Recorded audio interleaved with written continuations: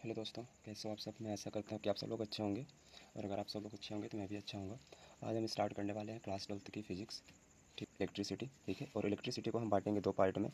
पहला रहेगा आपका स्थिर विद्युत और दूसरा रहेगा चालन विद्युत। स्थिर विद्युत को हम कहते हैं इलेक्ट्रोस्टैटिक्स और चालन विद्युत को कहते हैं इलेक्ट्रो करंट, ठीक है। अब जो स्थिर विद्युत है, स्थिर विद्युत में हमें दो चैप्टर पढ़ने हैं, विद्युत आवेश तथा क्षेत्र, और दूसरा चैप्टर है स्थिर विभव तथा धारिता।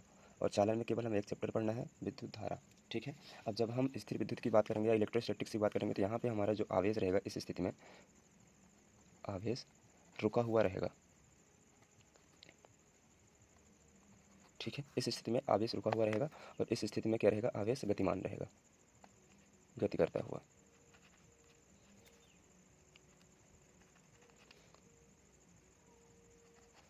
आवेश, ठीक है। तो जब हम इन दोनों चैप्टर को पढ़ेंगे तो इन दोनों चैप्टर में हम क्या मान के पढ़ेंगे कि आवेश हमारा स्थिर है, ठीक है। और चालन विद्युत में कि आवेश हमारा क्या कर रहा है, गति कर रहा है, तब उसमें हम पढ़ेंगे चालन विद्युत में। और उसमें केवल एक चैप्टर पढ़ना है, विद्युत धारा। जब हम पहला और दूसरा चैप्टर पढ़ेंगे तो केवल और की बात करेंगे या स्थिर आवेश की बात करेंगे, है ना, चार्ज रेस्ट की बात करेंगे। जब इन दोनों चैप्टर को पढ़ेंगे तब स्थिर विद्युत में हमारा क्या रहेगा, चार्ज हमें स्थिर रहेगा, ठीक है। तो यहाँ से एक ऑब्जेक्टिव पूछता है कभी, स्थिर आवेश आवेश उत्पन्न करता है, मतलब स्थिर आवेश क्या उत्पन्न करता है, ठीक है। तो स्थिर आवेश केवल विद्युत क्षेत्र उत्पन्न करता है ना। तो स्थिर आवेश केवल विद्युत क्षेत्र उत्पन्न करता है, ठीक है। स्थिर आवेश, अगर आपका आवेश रुका हुआ है तो केवल विद्युत क्षेत्र उत्पन्न करेगा। अब एक क्वेश्चन, ये क्वेश्चन आया था लगभग आपका 2016 में, ये क्वेश्चन पूछा गया था, है ना। लिख लेते हैं, कब पूछा गया था ये प्रश्न, बोर्ड एग्जाम में 2016 में पूछा गया था, ठीक है। अगले की बात करते हैं। अगला ये पूछा था कि गतिमान आवेश, गतिमान आवेश, तो गतिमान आवेश विद्युत क्षेत्र तथा चुंबकीय क्षेत्र क्षेत्र दोनों उत्पन्न करता है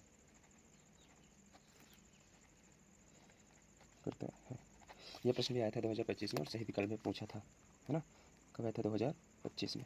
और पूछा था कि गतिमान आवेश उत्पन्न करता है। ऑप्शन ए स्थिर विद्युत, ऑप्शन बी विद्युत चुंबकत्व या विद्युत चुंबकीय क्षेत्र, ऑप्शन सी विद्युत क्षेत्र तथा चुंबकीय क्षेत्र दोनों, और इनमें से कोई नहीं, तो ऑप्शन सी इसका राइट आंसर होगा, ठीक है। और 2025 में क्वेश्चन पूछा गया था।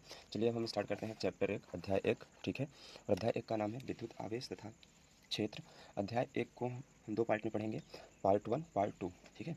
ये थोड़ा सा छोटे छोटे हो जाएंगे, पार्ट 1 पार्ट 2 करेंगे तो और आसानी से हमें समझ में आएंगे। तो पार्ट 1 में सबसे पहले हम पढ़ेंगे आवेश, है ना, चार्ज। सबसे पहले क्या पढ़ेंगे, चार्ज, आवेश, कि आवेश है क्या, ठीक है। ये हमारी हेडिंग है, आवेश। तो आपने कभी बचपन में ऐसा किया होगा या कभी एक बार आप लोग ऐसा किए होंगे कि आप पेन को बाल में रगड़ते हो तो फिर उसके बाद कहीं आसपास की चीज़ों को जब आप उसके पास पेन के पास ले जाते हो तो आसपास की चीज़ों को पेन क्या करने लगता है, आकर्षित करने लगता है, अपने से छोटी वस्तुओं को, है ना, जैसे कागज़ के टुकड़े हो गए और भूसे के तिनके हो गए, इनको क्या करने लगता है, आकर्षित करने लगता है। तब जिस ऊर्जा के कारण ना ये क्या कर रहा है, आकर्षित कर रहा है पेन, उस ऊर्जा को ही हम क्या कहते हैं, आवेश कहते हैं, है ना। अब ये ऐसा इसलिए होता है क्योंकि जब आपने पेन को बाल में रगड़ा था तब पेन में क्या हो गया, एक तरह का आवेश उत्पन्न हो गया, एक तरह की ऊर्जा उत्पन्न हो गई, है ना। जिस ऊर्जा के कारण वह क्या कर रहा है, अपने से छोटी वस्तुओं को अपनी ओर आकर्षित कर पा रहा है, ठीक है। इसे ही क्या कहते हैं, आवेश कहते हैं। हम क्या कह सकते हैं, आवेश ऊर्जा का एक रूप है जिसके कारण कोई भी वस्तु अपने से हल्की वस्तु को अपनी ओर क्या करती है, आकर्षित करने लगती है, ठीक है। तो आवेश क्या है, आवेश ऊर्जा का एक रूप है, या आवेश ऊर्जा का वह रूप है जिसके कारण कारण कोई भी वस्तु अपने से हल्की वस्तु को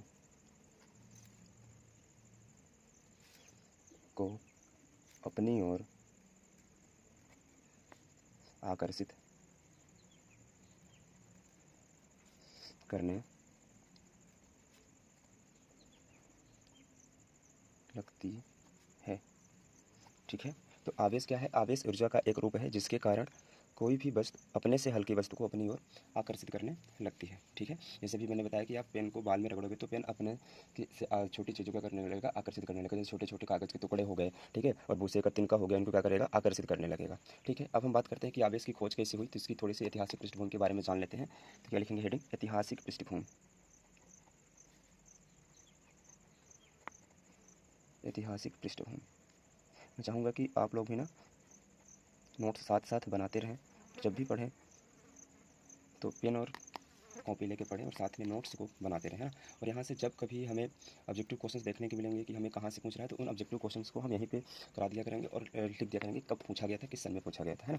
अब अगर आवेश की खोज की बात करें तो आवेश की खोज 600 BC पूर्व पहले ही हो गई थी, लेकिन इसकी खोज की किसने थी, इसकी खोज ग्रीस देश के मिलेटस के वैज्ञानिक थेल्स ने की थी। ठीक है, उन्होंने क्या किया था कि एम्बर को और ऊन को आपस में रगड़ा था।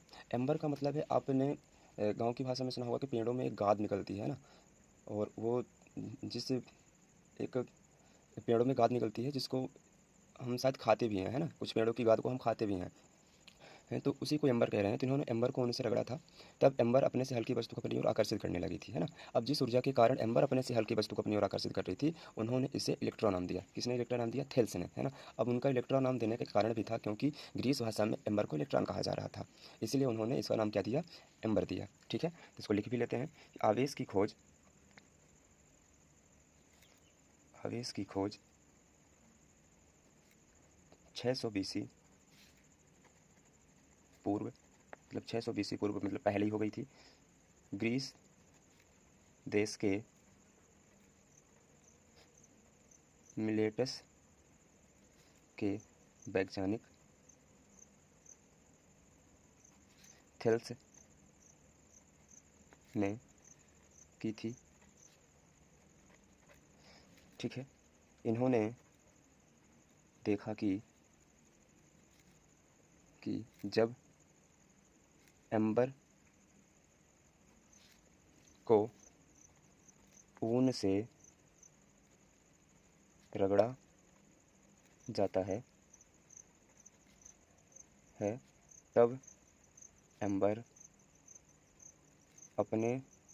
तब एम्बर अपने से हल्की वस्तु को अपनी ओर आकर्षित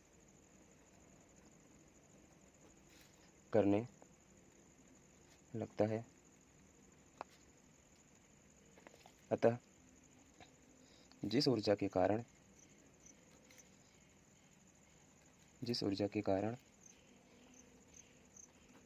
एम्बर अपने से हल्की वस्तु को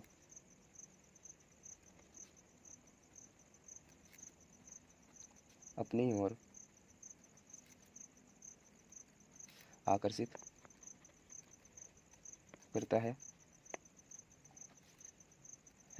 उसे थेल्स ने इलेक्ट्रॉन नाम दिया, क्योंकि ग्रीस भाषा में एम्बर को इलेक्ट्रॉन कहा जाता है। ठीक है, तो आवेश क्या है, आवेश ऊर्जा का रूप है जिसके कारण कोई भी वस्तु अपने से हल्की वस्तु को अपनी ओर आकर्षित करने लगी थी।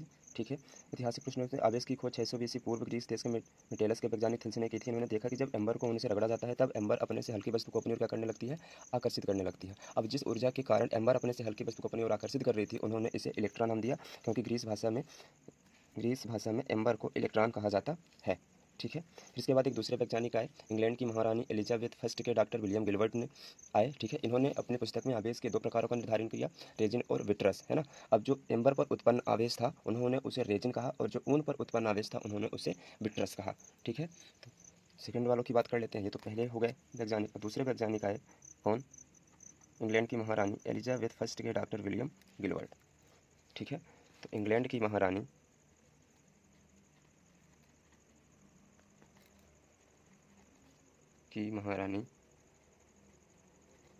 एलिजाबेथ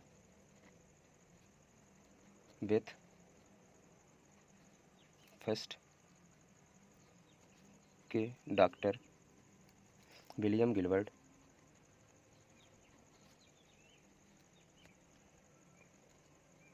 ने अपनी पुस्तक में आवेश के दो प्रकार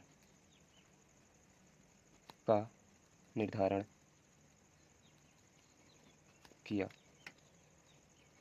ठीक है, रेजिन और विट्रस।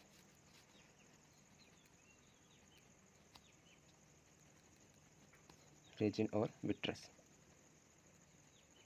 ठीक है, एम्बर पर उत्पन्न आवेश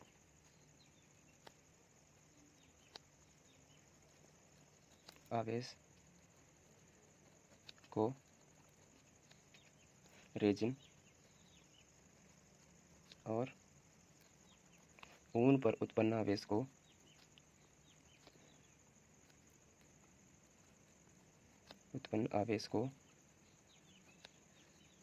विट्रस कहा। ठीक है, तो दूसरे वैज्ञानिक कौन थे?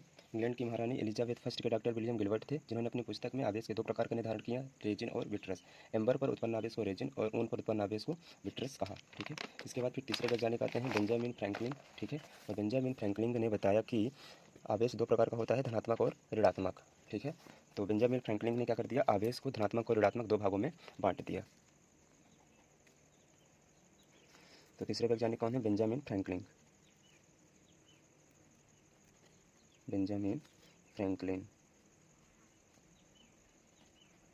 ने आवेश को धनात्मक और ऋणात्मक दो भागों में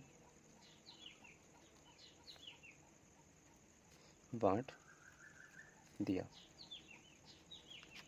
ठीक है, रेजिन को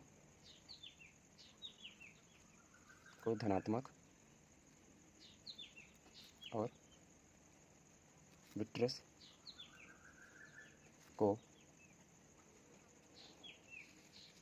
को ऋणात्मक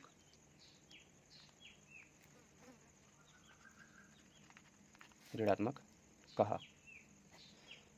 ठीक है, तो आवेश की खोज कभी 600 BC पूर्व ग्रीक देश के मेटेलस के वैज्ञानिक थेल्स ने की थी। इन्होंने देखा कि जब एम्बर को होने से रगड़ा जाता है तब एम्बर अपने से हल्की वस्तु को अपनी ओर आकर्षित करने लगती है। अब जिस ऊर्जा के कारण एम्बर अपने से हल्की वस्तु को आकर्षित कर रही थी, उन्होंने इसे इलेक्ट्रॉन नाम दिया, क्योंकि ग्रीक भाषा में एम्बर को इलेक्ट्रॉन कहा जाता है। फिर दूसरे वैज्ञानिक है इंग्लैंड की महारानी एलिजाबेथ फर्स्ट के डॉक्टर विलियम गिलबर्ट। इन्होंने बताया कि आवेश दो प्रकार का होता है, रेजिन और विट्रस। एम्बर पर जो उत्पन्न आवेश था उसे उन्होंने रेजिन कहा, और ऊन पर जो उत्पन्न आवेश था उसे उन्होंने विट्रस कहा। ठीक है, फिर एक वैज्ञानिक है बेंजामिन फ्रैंकलिन। उन्होंने क्या बताया कि आवेश धनात्मक और ऋणात्मक दो भागों में बांट दिया, और रेजिन पर वाले को धनात्मक कहा और विट्रस वाले को ऋणात्मक कहा। ठीक है, चलते हैं अब यहाँ से कुछ सब्जेक्टिव क्वेश्चन बनते हैं। पहला ऑब्जेक्टिव क्वेश्चन, ठीक है, जो इम्पोर्टेंट है, पहला ऑब्जेक्टिव क्वेश्चन है आपके पास कि आवेश की खोज किसने की? तो आवेश की खोज थेल्स ने की। ठीक है, अगले की बात करें, आवेश शब्द किसने दिया? तो आवेश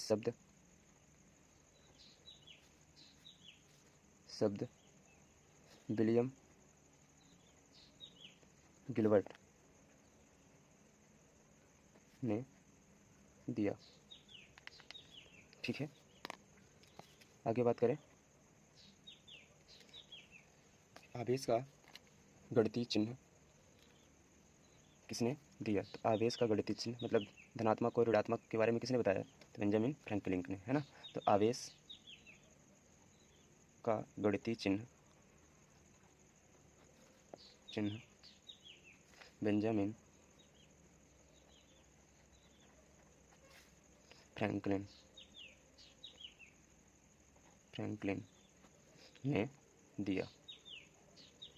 ठीक है, तो आवेश की खोज किसने की? थेल्स ने। आवेश शब्द किसने दिया? विलियम गिलबर्ट ने। और आवेश का गणितीय चिन्ह किसने दिया? तो बेंजामिन फ्रैंकलिन ने।